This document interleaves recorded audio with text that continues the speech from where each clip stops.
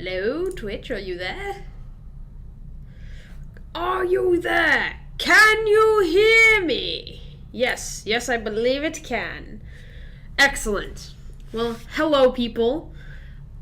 First off, gonna say that I'm sorry for the later start than usual. Had some issues with the bus and all that jazz. Anyway, we're here now. And as you might have noticed, if you looked at the game category or the title, we're not exactly going to be playing video games today, which is also why my webcam's at a weird angle. Because today we're going to be going over some random life skills, random trick things, random interesting tidbits that I've picked up over the years that, usually get some attention, usually impress people. The first of which is over here. And the first of which is balloon animals. So, you'll also have noticed that I haven't green screened myself out, and that's because the green screen and the balloons do weird things. So, I'm just going to use it as a solid backdrop today. And I have a lovely zoomed in camera, which is the one over here. Hello, zoomed in camera. Because, move the chair out of the way. Because to do balloon animals, I have to stand over here. To do balloon animals, I really like to stand up while I do them. Hey, Master Sam's here. So,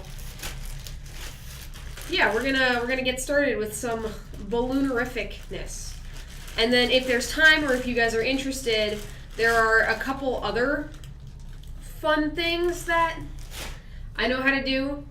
And they are, where's my mouse? And they are, I know how to do a Rubik's Cube, and I know how to make a cool origami ninja star that folds up on itself out of Post-it notes. So if you guys are interested in either of those, we can also do those. All right, back to my zoomed in dog shirt. This is a shirt for one of the student orgs on campus, and they help to train service dogs for people who need them, which is awesome. So, thought I'd wear their shirt today. Now, this is, I have to keep moving over. This is, as you might imagine, it looks like a ketchup bottle. Yeah, sorry about the late start again, Master Sam, but life happens. But this is a ketchup bottle. This is not a ketchup bottle. Everyone thinks it's a ketchup bottle. It is not. In fact, it is a balloon pump. And you can pick these up at a lot of different places. I got mine at a balloon store. Same with my balloons, actually. I have to remember to keep them in frame.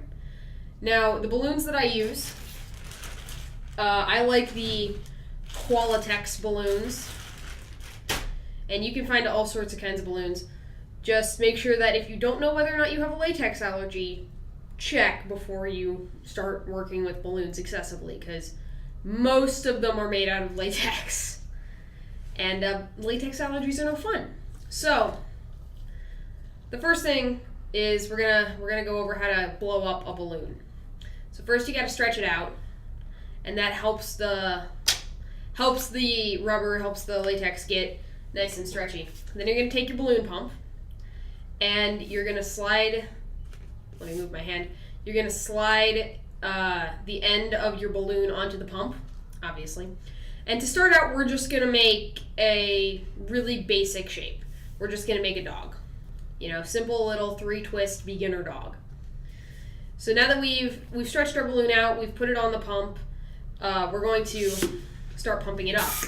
Now when you're making the dog, you want to pump it up so there's just a little bit of space. This is the one that I want. There's just a little bit of space at the end. Because when you make the twists that hold the dog in place and give any balloon animal its shape, if you don't leave room for that displaced air to go, it's the law of displacement. It's the same reason that when you put ice cube in your water, the water level rises. The same thing happens with air, it's just harder to see. But that's why you have to leave a little bit of space at the tail end of the balloon. So I haven't tied this yet. What we've done is we've blown up the balloon, and I'm going to do what's called burping the balloon. And to burp the balloon, you just let out a little bit of air. Obviously, you don't let go completely because then it'll go flying. But you let out a little bit of air really fast, and then you can tie your balloon. Now, there are numerous ways to tie balloons, to tie them closed. A lot of people like a 2-finger technique. I personally prefer a 1-finger technique. So I'm gonna get right up close to the camera here. Move my not ketchup bottle. Okay. So I take the end of the balloon. I wrap it once around my finger. And then I tuck it underneath my finger. So it's kind of hard to see. So I tuck it underneath my finger there. So now it's stuck, and now all I have to do is get my finger back out. So I just kind of, and this is easier to do next to your body, I find, because you can kind of use your body as leverage. And then you just pull your finger out, pull it tight, and there you go, your balloon is tied. So I'm gonna step back a little. So now we have a balloon. Don't worry if it's curved a little bit. This one is. Don't worry if it's curved a little bit. They tend to do that, especially if they've been in packaging and you haven't kept them straight. I don't do balloon animals professionally or anything. It's just one of my hobbies. So to make a dog, first off, what I'm going to do is just, this isn't anything specific to the dog, but this is what a basic balloon twist looks like. And if you let go, it pops back to its original shape. And that is just as simple as grabbing the 2 ends that you want to twist and making a twist. I do apologize in advance. Balloons are loud and squeaky, but yeah. So you just make the twist, and you have to hold them because you're not actually tying the balloon. What makes the twist stay? You know, if you make a balloon animal or if you've ever had one, what makes them stay is the tension and the way that the balloon animals are put together. The other thing, before we really get into specifically the dog, is for any balloon animal that you're making, you cannot be afraid of it. If you're afraid of it, then you're going to be timid, you're going to be nervous, and the balloon will pop. If you get good quality balloons, you know, I use Qualitex, which is a professional balloon animal company. If you get good quality balloons, they're less likely to pop, but balloons still pop, you know, and you can't ignore that. All right, so moving back to the dog. The first thing we're going to do is we're going to go a little ways up the balloon. On my close-up, here we go. We're going to move a little ways up the balloon, and we're just going to fold it so that you have, I'm trying to remember my framing, so that you have, you know, a decent chunk on this end, and then the rest of your balloon on this other end. I keep drifting upwards into the stratosphere. No. All right. So now that we have this, we're gonna pinch it. There's my framing. We're gonna pinch it with our fingers. Take hold of it with our other hand and just twist that whole thing. And we're gonna twist it a couple times. You can twist it more, but I find that 2 or 3 is usually all you need.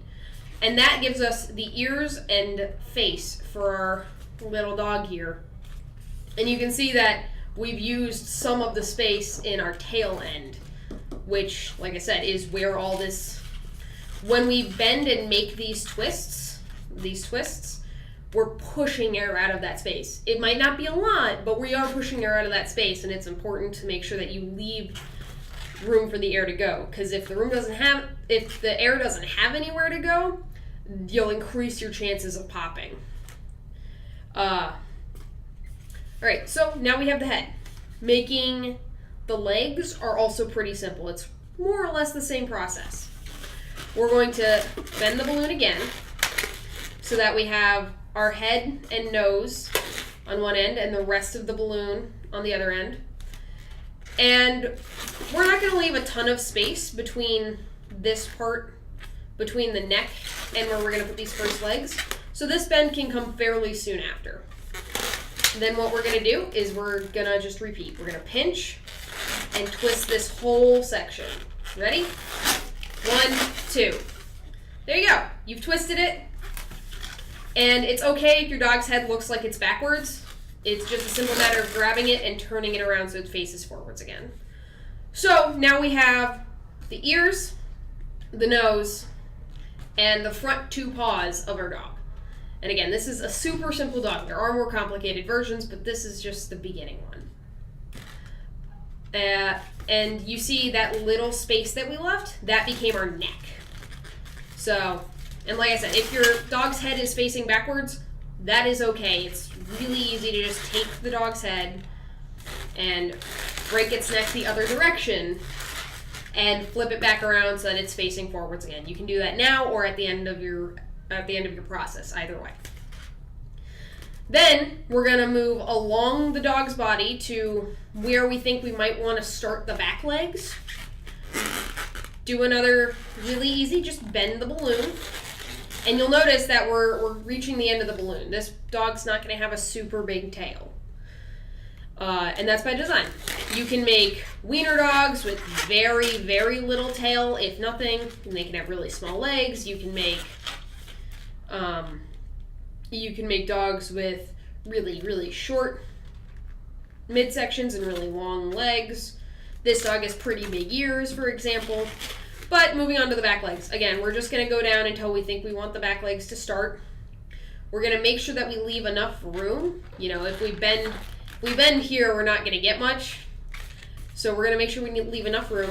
We're going to bend the balloon. And this can be tricky because you're at the end of the balloon. You need enough space to still grip it. So leave yourself enough room that you can still pinch with, some comfortable space down here. But we've got the folded part of our balloon, our legs, our ears, our nose over here, and the rest of the balloon's over here. So again, we're gonna pinch it, grab it, twist it once, twice. There we go. And again, it's fine if it looks like it's upside down. Just take the part that's not facing the right way, twist it.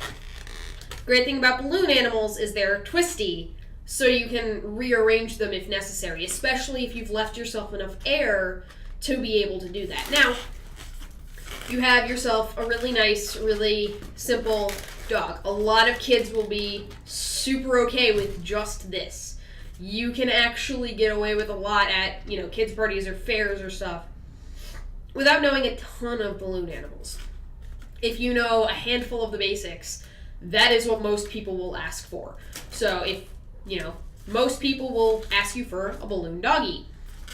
Now, say they don't want a dog. Say that they want, a giraffe, a rabbit, an elephant. I'm going to tell you a secret right now. Those are just dogs with different proportions. So let's get another balloon out and I'll show you what I mean. Aha, see? This is a green balloon. It would have not looked good. So let's find another color. I'm also scraping the bottom of my bag. This is a 100 count bag and I have used a fair portion of it. Here we go. Here's a blue one. So again, we're going to stretch it out.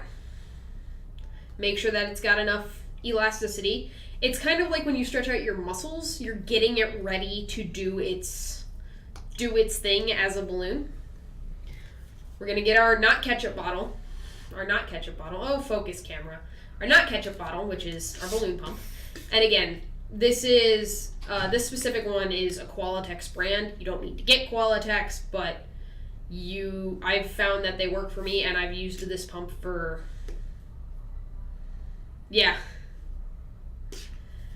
Master Sam, I said this a little earlier, but the reason that I haven't green screened out the background is because it was doing weird things with the balloon, and if we move on to the Rubik's Cube later, one whole side is green, so I've chosen to not green screen myself today. But yeah, no, I've used Qualatex for a while, and I'm happy with the product. Also, you can buy balloons for super cheap and then charge money for them because no one knows how to make them. And no one wants to pay professionals. If you're a teenager and you've got little kids living on your street and you know how to make if you know how to make 10 balloon animals, those parents will hire you over Bozo the Clown because Bozo the Clown charges buco bucks. Anyway, so now that we've, oh boy, we've stretched out our balloon. We've gotten out our pump. We're going to put the balloon back on the pump. And we're going to pump it up to about the same place. We're going to pump it up to about the same place as we just did the dog. So with 1 inch, 2 inches, still undeflated at the end. So we're just going to pump this one up. And I obviously have to look at the balloon for this one. Put that back on the table. And you can see we have a giant smiley face now. But you can see, again, left some room at the end. Now we're going to burp the balloon again. And if you're more comfortable, another way you can burp the balloon is you can pinch it off with your other hand.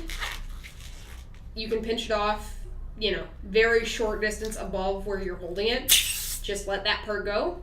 And your pinch will prevent most of the air from getting out. And then you need to get the balloon over the chair. I'll come close again for the tying part. So I take it I pinch the lip in 2 fingers, wrap it around my other index finger, go back underneath that, pull until I feel or see the lip pop underneath, because the lip will hold itself there. Then hold onto the lip. And again, I like to use my body as leverage in this part. Hold onto the lip and pull your finger back out. And there you go, you've tied your balloon. I know a lot of people who prefer to use 2 fingers. So what they'll do is, a very similar situation where they'll take it and they'll just do it around 2 fingers, and they'll use the little crease that their 2 fingers create to go under and through. And I know a lot of people who prefer that way. I tend to favor the 1 finger method, but if you're going to be doing a lot of these, I will warn you now, if you're going to do 50 of them in an hour, if you're using the 1 finger method, your finger will start to lose circulation really quickly. So if you're going to do a large portion of them, if you're doing a party or a fair or something, it is usually safer to do the 2 finger method, because then that keeps your fingers from, each finger protects the other one.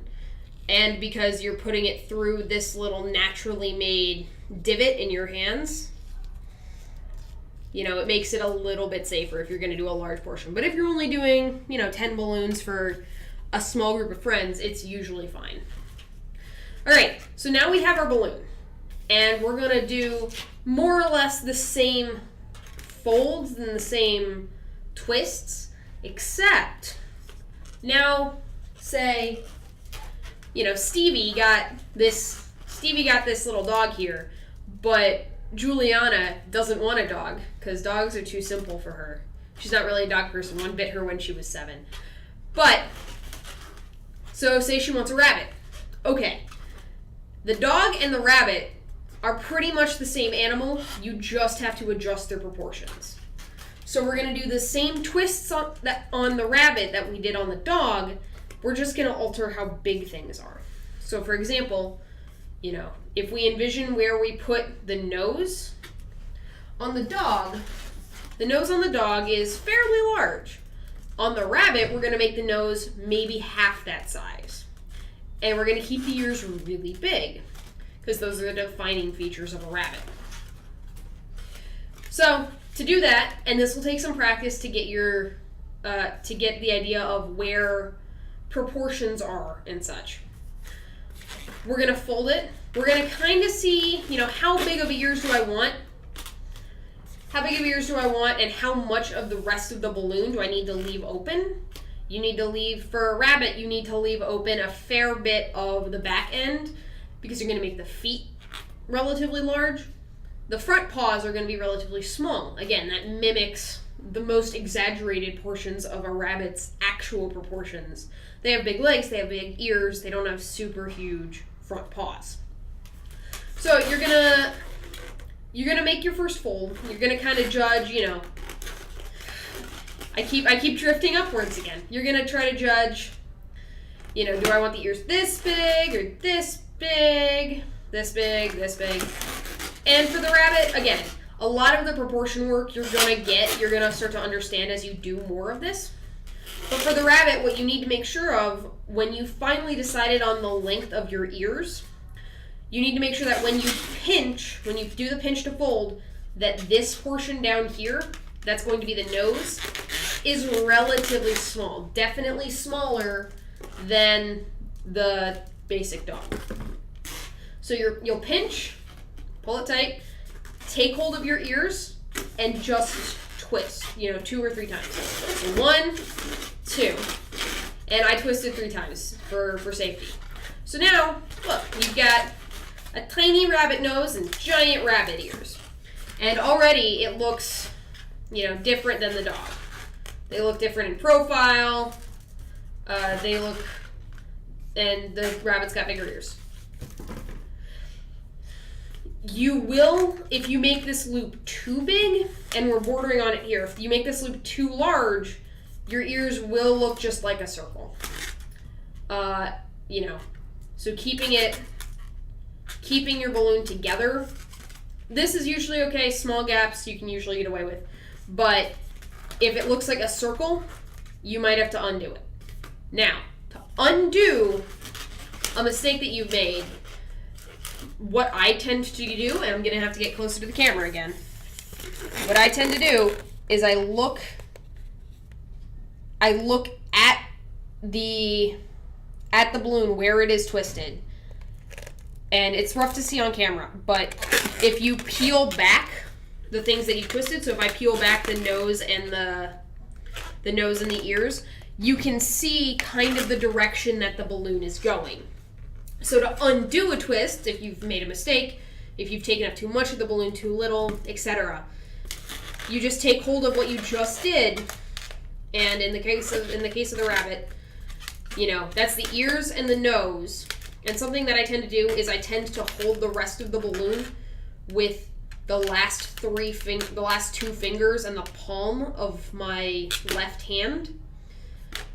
And if you're left-handed, it might be easier to do it the other way around. But I tend to use my last 2 fingers and brace the balloon against my palm, the rest of the balloon against my palm, and then use my index and thumb to grip whatever I'm holding, and then my middle finger kind of just rests. And I can look at the direction I made the twist, and I can be like, okay, if I twisted clockwise, I can see that, and now I can twist counterclockwise. So now I untwist, and I did 3 twists there, so it took 3 twists to undo. Now, when you undo a twist, you're going to get these little divots in your balloon. There you go. That's a little easier to see. You're going to get these little divots. Don't worry about them. They're not hurting the balloon. All it means is that that's where the air got pushed out, so there's a little bit of leeway. On some colors of balloons, you might get slight discoloration, but 9 times out of 10, that goes away if you push air back into that spot. And one way to push air back into that spot is you go to your end bit where all the air got pushed, you just give it a squeeze or 2, and that will help reinflate any of those divots that you got earlier. So now we have our balloon again, and we're gonna make our ears a little smaller because they were kind of too big. They were starting to take on that circular shape. So we're gonna make them a little bit smaller. Still pretty big, but a little smaller. So pinch, twist, and there we go. Again, they're not perfect, but if you're making this for a kid or for a friend, they're not gonna know any better. Which is the other secret of balloon animals. 1, don't be scared of the balloon. 2, no one else can do what you're doing, so just kind of roll with whatever you do. Alright, we have a smaller nose now. We have, roughly the same sized ears. But we're going to move on. You can finick with proportions as much as you like, honestly.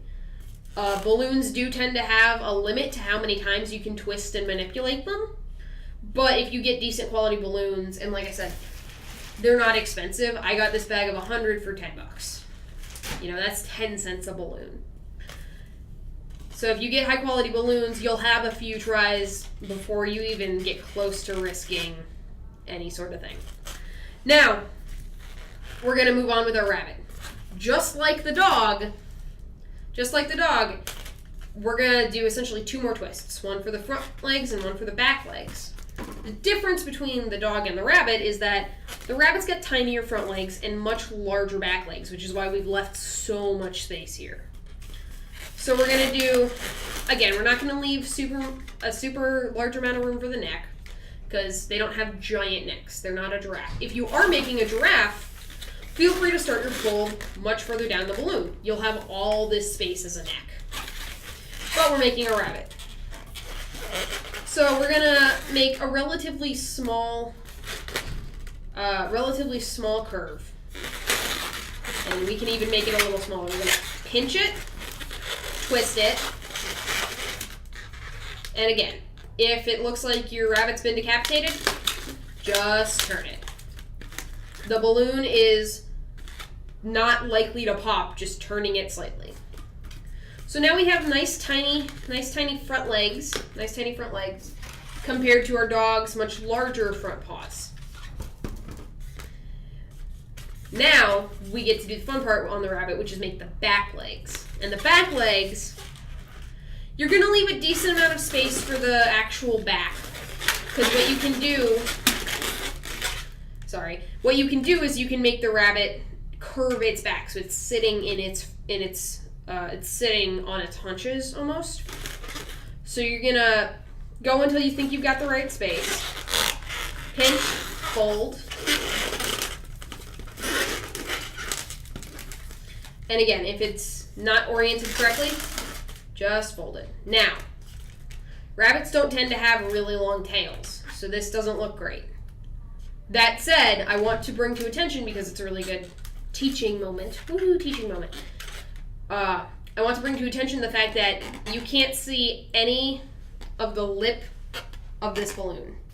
On the dog, there was this little bit. That means that I have exhausted the easily pushed out space. The extra space that I left myself has been exhausted. And that is usually when you're more likely to pop a balloon, when you've run out of airspace. Dog still has airspace. Rabbit doesn't have airspace. So, like I said, I made the tail a little too long. Rabbits tend to have much smaller tails. Those fluffy little cotton tails. So a rabbit with a tail this long, kind of weird. So we're going to undo that twist. Again, we're going to peel back the layers so we can get into the seam almost. If you want to use fabric terminology, we'll call it a seam. Seam, twist. So you can really look in there and see, all right, I need to take this part over and that way. And that's kind of how I usually untwist stuff. If you just did it, sometimes you can remember which direction you went if you haven't taken your hands off it, but I usually have to check. Because there's nothing worse than twisting it to get something undone and realizing, wait, I've been twisting it more. So, again, look at the seam, and then start to untwist. And it might take a minute to get it all untwisted and all, untangled. Now, this balloon is not behaving because it wants to fill up the back half. It wants to keep air pushed out of this middle, which is less full than some of the spaces. And that's okay. It's annoying, but, you can manage. So one way to make sure that you have the proper proportions for, say, the legs on a rabbit is less to look at the curve, which is what we looked at on the dog when we made the dog, because the dog's tail is less important. But similar to when we made the nose, look at how much space you're leaving yourself. Look at how much space you're leaving yourself and use that as your marker. So I'm going to leave myself this tiny little space. Twist, grab, twist. And that's much more like a bunny tail. And these are very exaggerated proportions, but when you're making balloon animals, especially if you're making simple ones with only one balloon, exaggerated proportions are going to be your friend. And then what you can do is you can get your little rabbit, kind of bend him over, turn his front legs sideways and sort of tuck them into his bottom legs and just make him look around. There you go. And now he will sit on the birthday table, on the picnic table, on the desk, wherever you're going to put him. He'll sit there nicely. The dog does kind of flop around. He doesn't sit super nicely. Though if you're somewhere with a lot of electricity, you can kind of stick these to things. You know, these are very static electric friendly. So probably not the best idea to do around a bunch of electronics, but we're gonna keep moving on. So that's a bunny. And I'm gonna move both the rabbit and the dog. Come on, camera, focus. Thank you. So you can see in looking at them side by side, there are a lot of similarities. Their ears look similar, if a different size. You know, their front legs, I'm going to turn the rabbit sideways so you can see it better. Their front legs are made the same way. Their back legs are made the same way, just a different size. Their tails are just the rest of the balloon. The important thing, and the thing that will actually help you differentiate between things like dogs, rabbits, elephants, giraffes, it's all in the proportion. And you can get away with doing a lot of balloon animals with essentially this one dog and changing its proportions. You might have to play with the proportions a little, but you can get there. Like I said, elephant and giraffe are two other really easy ones to do. The elephant, come on camera, thank you. The elephant, you just make the nose really big and the tail pretty small and the ears big-ish. And the giraffe, you make the neck really long. Those are pretty simple. So right now I'm going to show you the other thing that, especially if you're at a boy's birthday party, the thing that every kid wants. And we're going to use an orange balloon. Swords are one of the most requested, next to the balloon dog, one of the most requested balloon animals that I have ever encountered. Everyone wants a sword. So we're going to make a sword. And then I'll also make a holster, because when you make a sword, you have to make a holster, because then you can be all swashbuckly. So like I said, especially if you're working or doing a favor at a birthday party, especially a boy's birthday party, you're going to be asked to make a lot of swords and a lot of sword holders. So we stretched out our balloon.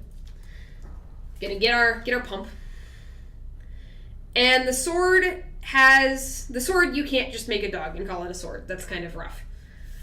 The sword requires a little bit of space at the end. Not much different from the dog or the bunny or the elephant or the giraffe, etc. But it does require some space.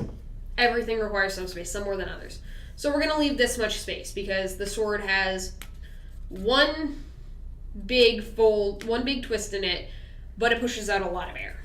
So if we've got our one, we're going to burp our balloon. Yeah, sword is an animal when it's in balloon form. Before I tie this, I just wanted to tie it naturally. I'm going to come closer to the camera and I'm going to show you that two-finger technique that I actually learned and then adapted, and I know a lot of people like to use. So I'm going to hold where's the frame? I'm going to hold the lip of the balloon in my dominant hand, whatever hand you want to work with or is most comfortable for you works. I'm going to take the two first fingers, my index finger and my middle finger, my other hand, wrap the balloon around them, and then tuck it underneath and put it through that little lip that is created by your two fingers. The little divot between your fingers, there's more space there. And then my fingers kind of just slide out. And then I pull it tight. It's easier for a lot of people to do the two-finger technique because that natural divot makes a good place for you to push the balloon through, and because your two fingers prevent either one of them from losing too much blood, and it makes them easier to pull out. That said, one of the reasons I prefer the one-finger technique is because I have tinier hands, so it can be difficult for me, and you might have seen it there, it can be difficult for me to get the balloon around both of my fingers. I apparently have chubby fingers but small hands. Anyway, so sword. The sword is a complicated but not complicated balloon to make. Basically, you have to keep in mind how much room someone's going to need for their hand, and then the rest of the sword is kind of inconsequential. The only proportion you need to worry about is the handle big enough? Because untwisting the sword is annoying, not impossible, not hard, just kind of annoying. So when you kind of know where you want your handle to stop, you're gonna make a big fold. Again, leaving enough room for our handle, because this is where we're gonna pinch. We don't fold it at the handle. That would be silly. We're not gonna fold it up here. We're gonna fold it with enough space that we still have all this handle down here, because we're gonna pinch here. Ugh. We're also going to fold it over again, and we're gonna pinch at roughly the same spot. So across this whole line where my index finger is tapping, that entire line is going to get a fold. And I'm actually going to adjust the proportions here so that the folds are more even. You want about the same length on this fold as you want on this fold. So you want this and this to be pretty even. So now what you're going to do is double check that you've left enough room for your handle. Pinch above your handle. So pinch above your handle across the entirety of the balloon. Across all 1, 2, 3 folds. So across all 3 folds. Then you're going to pinch it, grab it with your other hand. And this is another balloon animal that I like to use my stomach for and my abdomen, because it gives me an anchor point to push against, but a soft anchor point so it's not against a table or anything, because that's more likely to make it pop. So you grab it, and then, I'm holding it to my stomach because it's easier for me to hold, because again, small hands. If you have big hands, or if you want to use a table or something, that works too. But you're going to keep that pinch, and you're just going to fold the whole thing.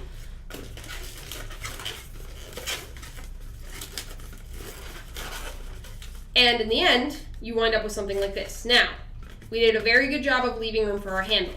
That's more than enough space for a kid to grip. Or for, an adult with kid hands to grip. What we did not do a great job of, and you'll see, one of the half of our hilts is bigger than the other one. So if the kid is being impatient or you want to move on, you've got a big line, no kid's going to care about that. You just hand it off and you go. If you want to fix it, if you want to work on your proportions, I would recommend going back, looking into the crease, peeling back the layers, looking into the crease, seeing, okay, where do I unfold it, unfolding it, starting again. For the sake of today, I'm not going to do that, but like I said, if you're working on your proportions, that's a good thing to do. Another trick. This is a sword for some people. It becomes the stem of a flower for others. So what you can do is, if you're making a flower, you just pinch off a little bit above the extra. You then push up that portion. So now you have this weird floppy bit. Let me get another balloon. Oh, camera. Oh, camera, come back into focus. So the flower is something that does still give me trouble. But practice makes perfect. Camera. Thank you. The flower folds very similarly to the... If you don't get enough air in your balloon, just kind of roll it back on there and keep going. The flower folds very similarly to the sword itself. And again, I'm going to use the one finger technique, just around my finger, push it through the underside until I feel or see the lip catch.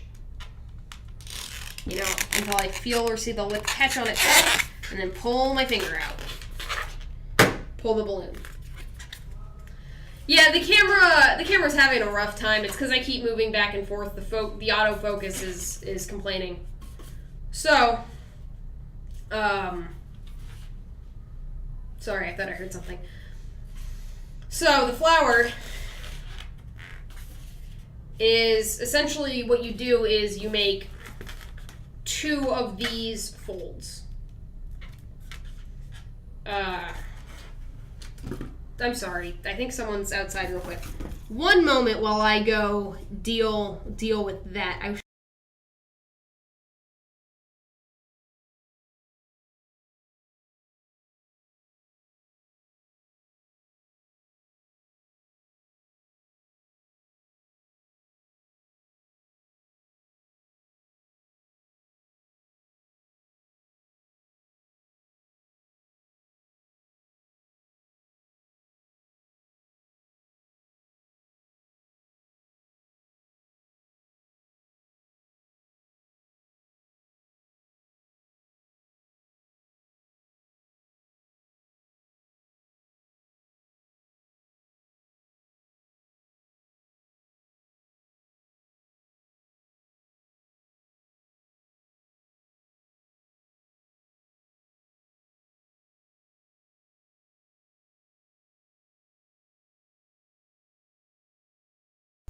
Sorry about that.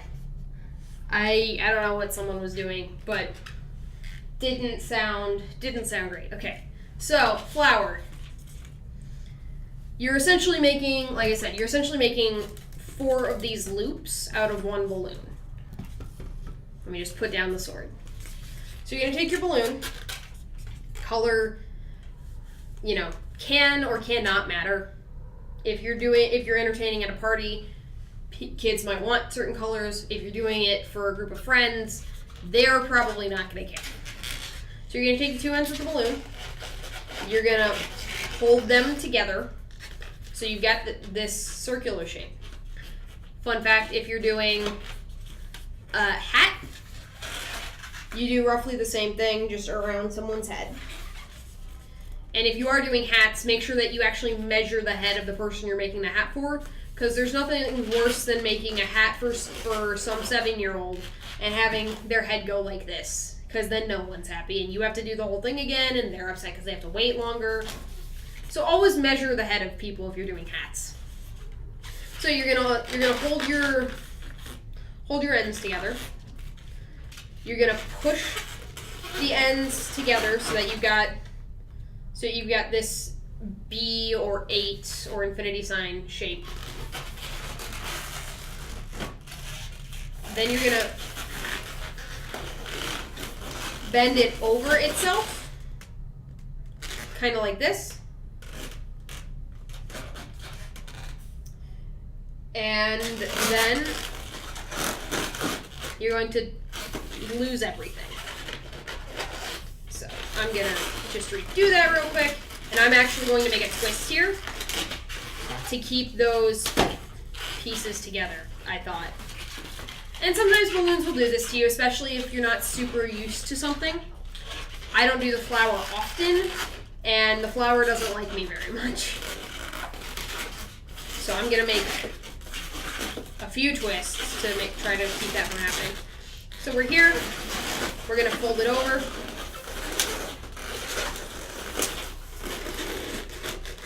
And now we have these two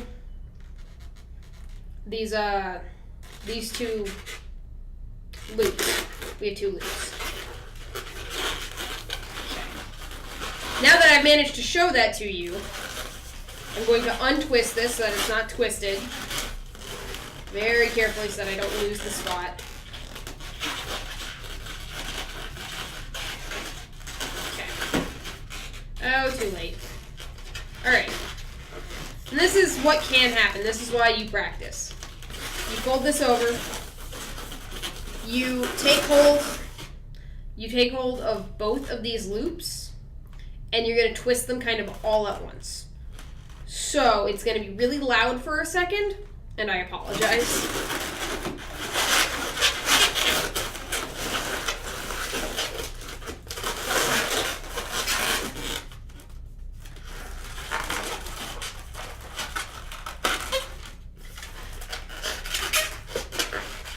If you have ends that are still unconnected, you know, this bit and this bit, if they come apart, just kind of loop them together.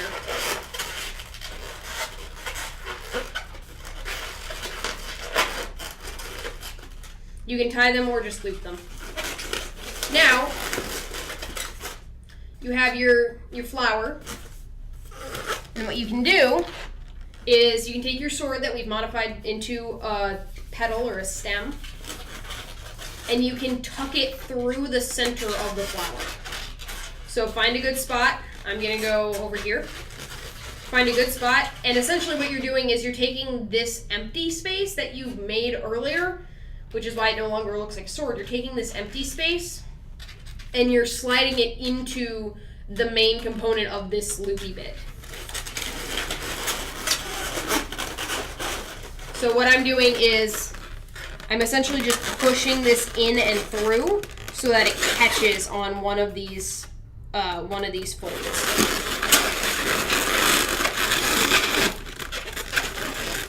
Yeah, see ya, Master. Bye, Master Sam. And then voila. So that comes out the top, and you have your lovely flower. Now you can stick this in a hat. You can stick this in a belt. You can drop it on the floor like I just did. But that's how you get a flower out of a sword and stick it all together. So we're going to set this aside, and I'm going to show you the very basics of the sword holster and hat, because they're very similar. Just set that aside. Ooh, we have another blue balloon, it looks like. So again, stretch it. Pump it. Again, we're going to leave about an inch, inch and a half, 2 inches, no more than 2 inches off the end. And that's another thing you'll get better at with practice, is you'll get better at your proportions, at how much air you need to leave, a bunch of that stuff. So we're gonna pump it up. And don't be afraid to kind of take it down and look at it, because when it's all the way over there, it can be hard to tell how much space you actually have left. Burp the balloon. And then again, this is the 2-finger technique. So you wrap it around both fingers. You wrap it around both fingers. You take it underneath the little divot. The little divot here. Let me find it. There you go. Take it underneath this little divot here. You hold it. You grab the balloon with the rest of your hand that's not this one. And you pull your fingers out. And then you pull the balloon and it's tied. The 2-finger method, again, a lot of people prefer it. I prefer the 1-finger method. Now, if you underinflate a balloon, this one we have a lot more space in than we probably need. It's usually okay. It depends on what you're making and what you're doing. For the purposes of demonstration, this is fine. If you're doing kids, this is also usually fine because their heads and their waists aren't super big. If you're doing your friends and your friends are grown-ups, you might need to blow up another balloon. It happens. Grown-ups are bigger than kids. I am not. So, the very basis of a belt or a hat, again, you just gotta make sure that you measure. You gotta measure the waist if you're making a belt or if you're making a hat. Removing pre-existing hats is really helpful, but if you're making a hat, you have to make sure that you measure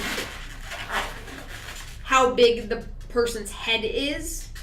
So I'm gonna try to judge where the camera is, but you can see for me, if we're making a hat for me, I would have to pinch here. So I pinch there, and I can pull it off my head now, and I keep that pinch. I keep pinching where I was pinching.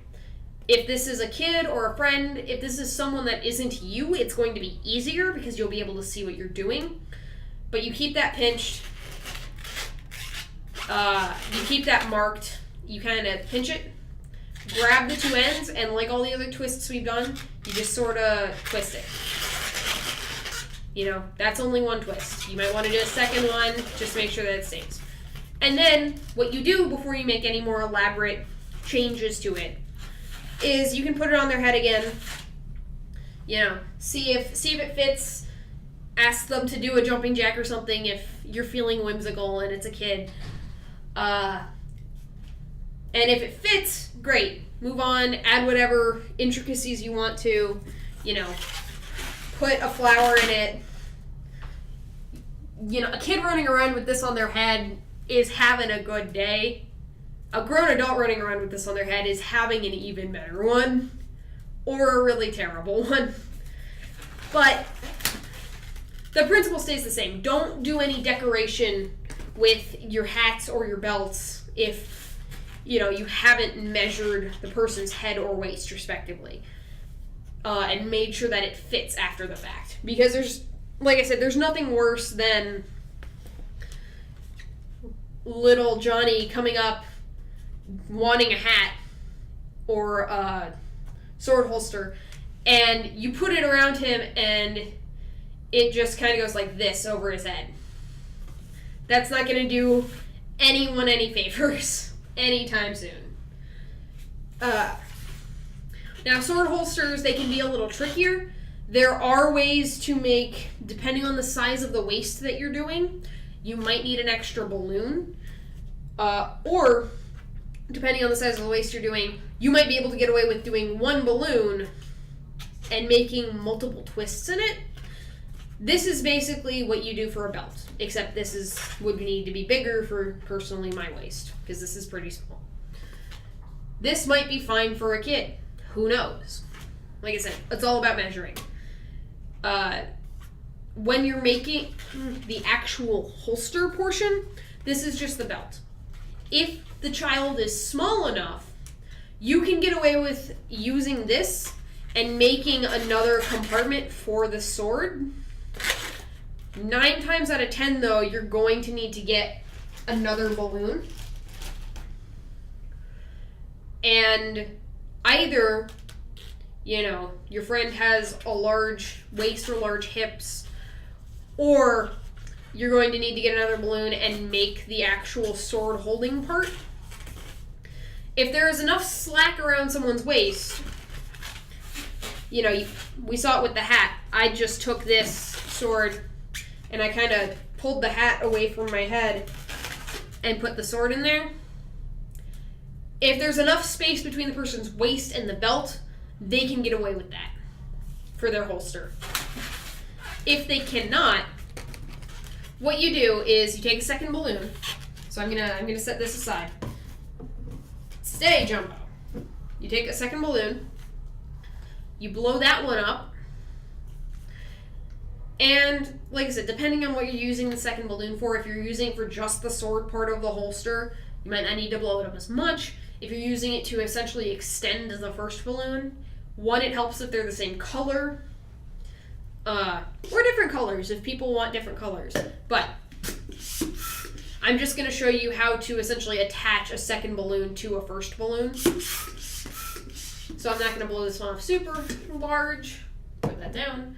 Yeah, you can see that I left a lot of space. Camera please. I left a lot of space on the end. That's because I don't foresee myself using a ton of the actual balloon. Alright, we're going to wait for the autofocus. There we go. So again, burp the balloon so that you have some space. Tie it off. And when you get faster tying balloons, it'll go really fast. I've been making balloon animals as a hobby for years now, so. And then what you do is you just make a circle. And if you're just doing the part of the circle where the sword goes, as long as the circle is smaller than your hilt, the sword won't fall out. And I'm using the handle side of the sword because the other one has a flower on it. So, as long as your hole is smaller than the hilts of your swords, you're not going to have a problem. So what you do, there are a few ways to do this. The first way is you can pinch, twist, and then attach this as a separate circle. You can also attach this balloon by making twists of the individual, turn this around, of the individual ends, and judge the distance that way. So for example, if I'm going to do the individual ends, I find where I want to add, find how much of the orange balloon I want to keep, you know, pinch, and then just grab both of them and twist both of them. And it might take a twist or two to get. But then, now these balloons are attached. You know, the purple one is attached to the blue one one's attached to the purple one. Everyone's happy. To attach the other end, you would do the same thing. And then, you know, pinch, twist, you know the drill. You have your little add-on for your sword. And your sword goes in, and everyone goes home happy. You know. Let me see if I can finagle the sword in here properly. Yeah, there we go. So if this is around some kid's waist, it's not going to go anywhere. The blue one's the part around their waist. The orange one is the part actually holding their sword. And you might have to do that if there's not enough slack in the belt balloon, in the blue one here. If there's not enough slack around their waist, they can just kind of tuck their sword in next to their legs, which happens, you know. The balloons aren't super long unless you buy super long ones. But yeah, this will keep the sword in. This will keep them when they're running around and their swords are dragging on the ground. It'll keep them entertained. Yes, you can get the sword in and out through the hilt, but you saw that I had to bend it and twist it. One more tip: if you're making add-ons to belts or hats, make sure that the little extra bits on the end, make sure that you point those away from the head or waist or whatever part of the body. Just because they might be balloons, but if you leave, for example, if this balloon pump is my child, and you leave this little orange bit in here, it's very likely the child's going to bump against it, and it won't hurt the kid, but there's a good likelihood of their just rabble-rousing will pop it. So just bend it away from, you know. And if you're putting things on your head, it's kind of hard to put something on your head if there's a sticky outy bit there. So bend it away from the inside, bend it away from wherever it's going to go. And that'll help a lot. I just glanced out the window and I saw that people are watching me make balloon animals. And then, so there are a number of balloon animals that you guys can look up on the internet and make. I'm going to do one more here for you. We'll do a couple more. So the first one I'm going to do is a snail, which can be tricky, not because there's a lot of actual folding in it, but because there's a lot of balloon manipulation in it. So we're going to get our balloon. We've already stretched it. We're going to blow it up to about the same length as all the other stuff we've blown up so far. Watch where it goes. It's going that way, apparently. Burp the balloon. And if it squeaks, it squeaks. The balloon is not being hurt. Tie it off. Again, personally, I'm using the one finger method. Both the 1 and 2 finger methods were shown earlier in this video multiple times. So now we have our balloon. Now for the snail, what you do is you make a smallish head, a decent sized body, and then you take the rest of the balloon and you roll it up into the shell. So you judge kind of, I want the head to be about this big probably. This big, probably. And then I want the body, we'll say, about that big. So I'm gonna, after I've judged that, I'm gonna pinch, grab, twist. And there we go. We have our nice tiny little head. We have our feet pads, whatever the technical term is for the snail. Now, that part's not hard. We've done that part a million times with the other balloon animals that we've made. The rough part comes in making the actual shell.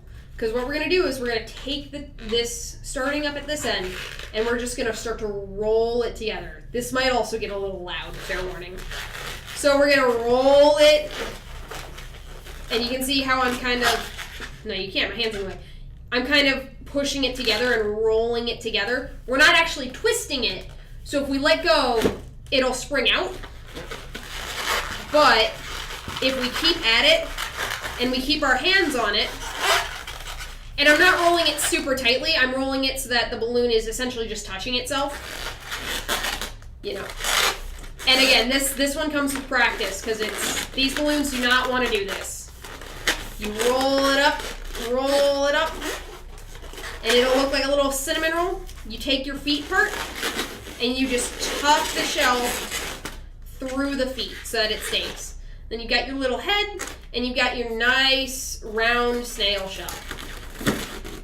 And then if you move it too much, it'll pop out, and you have to twist it again. So I'm gonna just twist it up again real quick. There we go. And that will sit on a desk, a table, whatever. Put that over there. Please don't attach to the computer screen, snail. Or static electricity. This is what happens when you work with balloons. Where did it go? Is it on my butt? Where did it go? Oh, it's on my legs.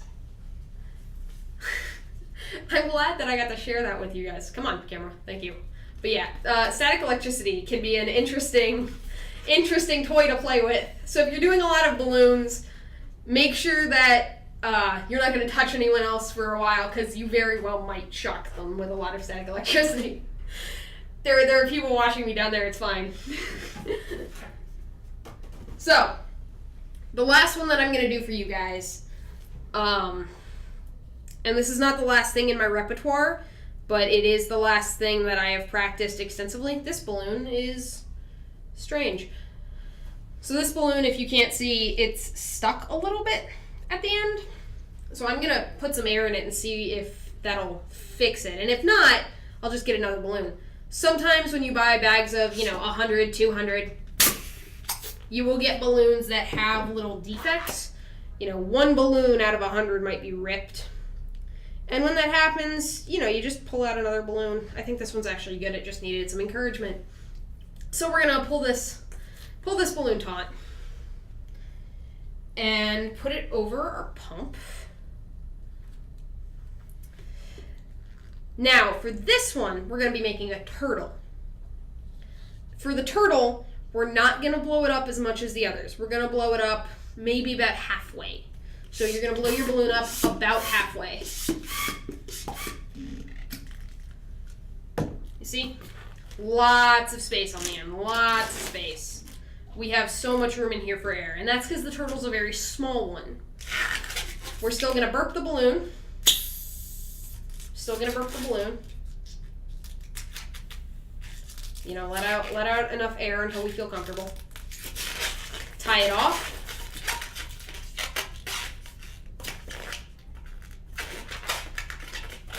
And sometimes you might struggle to tie it off. Just keep going and you will get there eventually. So now we have our balloon. Again, way less inflated than a lot of the other ones. The turtle is a series of small circles, essentially. So what we're going to do is we're going to make 5 small circles. And they're all going to be about 1 inch apart. So we're going to pinch off 1 inch and then twist. And we twisted a number of times so that we've made a seam here. We've made a twist.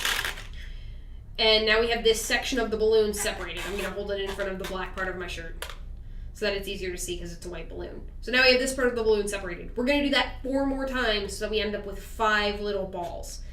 This can be tricky to hold on to, but don't get discouraged because if you let go, it will pop out.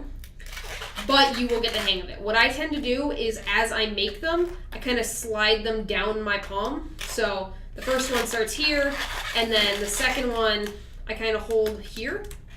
Yeah, hi Love Groove. What's up? What's happening? You're just in time for us to make a turtle. So I usually will hold it with, for example, my pinky when I make the second one. So again, you just pinch and twist and you make another about inch large ball. Wrap my other fingers around it, leaving my index finger and thumb free to help my other hand make these twists. Again, take about an inch, pinch, twist. Now we have 3 of them. We need 2 more. This is the part where it starts to get tricky because if you have bigger hands, maybe not, but I've run out of hand. So what I personally tend to do is I use my stomach as kind of a stabilizer. I use my abdomen to keep things steady. So I'm gonna hold these against my abdomen and use the rest of my arm to help me hold them in place so that they don't pop out. And now my whole hand is free again to help me make the last 2 of these spheres. So again, take about an inch, pinch it off, twist it. And 1 more. Take about an inch, pinch, twist. And there we have it. We have 5, I'm trying not to let them explode. We have 5 little, about inch large compartments of balloon. Now, what we're gonna do is we're gonna take them, fold them over so that we have 2 pairs of 2, and then this one left over, this one at the top left over. And we're gonna twist together, I'm gonna move my hands, we're gonna twist together these 2 twists. Again, I'm gonna hold them in front of the black part of my shirt so that you guys can see better. We're gonna twist together these 2 twists so that we fasten the balloon back together. So the balloon is already doing the pinching part for us, so we're just gonna take hold of it and twist.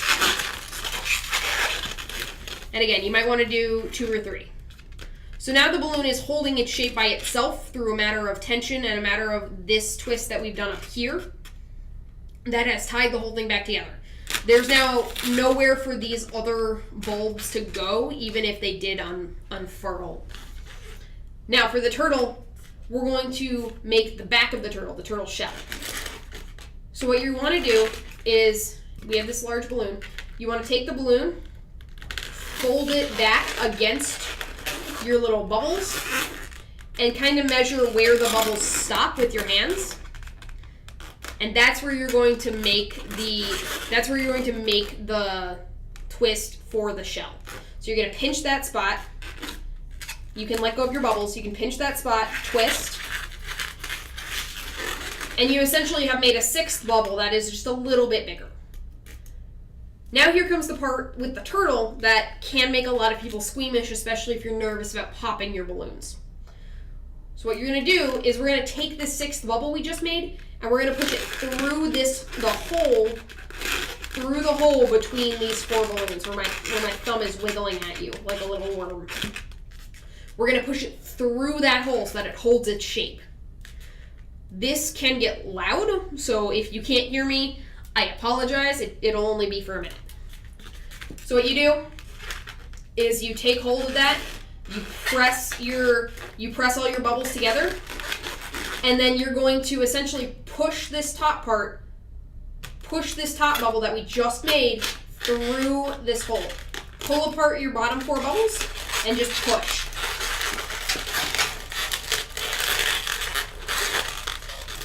And you kind of have to roll it through.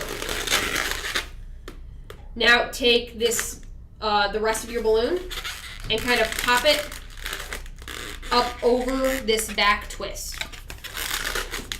Same with your head, just kind of pull it up.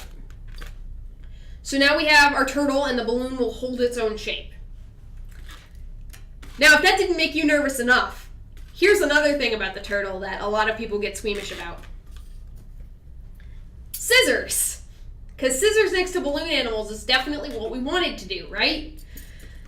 So we're going to take this fleshy bit, this way extra bit, because we don't need all of this. We don't need all of this extra part of a turtle. That's not how turtles work. So we're going to take this part, because this part is way less pressurized than the rest of this balloon. This has a lot less air in it, and you're a lot less likely to pop it. You're just going to make a very small, I like to hold part of the balloon between, my 2 front fingers and my thumb and the rest of my fingers. You're just going to make a very small incision. And that'll very slowly let the air out. And you can see the balloon deflating. Yeah. Now, if you've done this correctly and tightly enough, your twist back here will keep the air from escaping because it's tight enough to do that. So what we do then is we're just going to make another knot. And this is the exact same way that we tied the knot up here and that we tied the knot for every other balloon animal we've made today. You just take it, you wrap 1 or 2 fingers with that extra excess balloon. You push it underneath. If you're using 2 fingers, you can use that little divot that your fingers naturally create. Pull the balloon through. There we go. Pull the balloon through, pull your fingers out, pull it tight. And that just makes sure that, for sure, no air is going to escape. Then you take your scissors and you just cut off, this extra bit. And this extra bit gets thrown away. But now you have a cute little turtle, and he's got a little turtle tail. So then you've got a turtle. And honestly, aside from the dog and the sword, when I have done fairs and booths and stuff, the turtle is one of the it is in the top 3 most requested balloon animals that I ever make. What you can do, if you don't want to throw this piece away, you can tie it to either side of the balloon animal so that it makes a little ring, and you can then put that around kids' wrists so that they can't lose their turtle. That is a simple matter of essentially just tying more knots. You feed the extra bit through, and then you feed it through on the other side. So you feed it through, and then you feed it through the other side.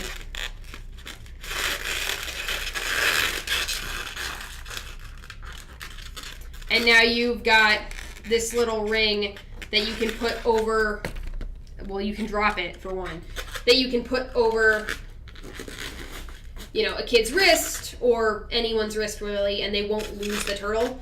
Some people like that, some people don't.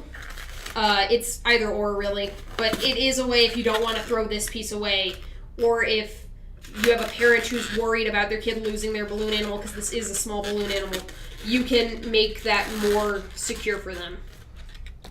It's like if you've ever seen dogs with leashes, it's the same principle as the belt, the hat. It's just a twist and go. So, thank you, Love Groove. I feel bad that you came at the end of the stream because we're about wrapping up. But where did I put it? There it is. This is my demonstration balloon hat. So yeah, I hope you guys have definitely enjoyed this little mini tutorial. Again, I am not an expert. The balloon animals aren't, but I do usually stream every Wednesday. I try to get on around noon or 1, and then I stream for a few hours or so. And it's kind of a variety of things. It's a lot of video games, but it's also a lot of this. If people like more of this creative stuff, I do have more creative, fun stuff I can do, because I also, I can also solve Rubik's Cubes, and I have a cool origami trick that I know where we can turn Post-it notes into a foldable little ninja star. Yeah, definitely, Love Groove. So, yeah, I can definitely do that next week for you. Yeah, so I try to start between noon and 1. Today I was a little later because of personal stuff. I missed the bus and all that jazz. But yeah, next week we can definitely look more into some creative stuff, and there will probably also be some video game stuff, but honestly, I just like having fun with you people on the internet. But yeah, that is about all the time I have today. Again, I'm sorry that the stream started a little later. Yes, Eastern Standard Time, Love Groove. So yeah, between noon and 1 Eastern Standard Time is when I usually try to start. But yeah, I hope everyone had a great day. Again, I'm sorry, Love Groove, that you didn't get here until we were nearing the end. But as a last note, I will leave you all with one more tip and trick if you want to do balloon animals for parties or for... And I have to run away to get something from my bag for this. But if you want to do balloon animals for parties or for your friends or anything else, the thing you're going to want to carry around, other than obviously the balloons and the pump, the most important tool you can have is a Sharpie. And you know why? Because then you can take, for example, our little snail friend here that we made. We can take our little snail friend, and I'm going to change this back so we get the close up. There we go. We can take our little snail friend here. And what you can do with your Sharpie is you can draw on nice little eyes and a mouth. And suddenly, it's a happy snail. And he's happy to see you. So, just adding simple eyes and a simple mouth can elevate balloon animals so much higher. And kids get a kick out of telling you to do weird expressions on them. And then you can get away with doing really cool stuff. You know, this is a balloon dog, but if I add whiskers to it, suddenly it's a cat. And you can make really transformative balloon animals, and those are not great eyes, but you know, it can change how the balloon animal looks and feels if you add things like eyes and whiskers and fangs and teeth. And it can make, a lot of the times, boys don't want cute fluffy things. Young boys don't want cute fluffy things. Some do, but some don't. And being able to add fangs or evil angry eyes to a balloon animal makes them way more excited for it. It means that they don't just want the standard sword, or in our case, the sword turned into flour. So yeah, definitely carrying around a Sharpie and a pair of scissors, those can be two of the most non-balloon related balloon tools that you can have with you.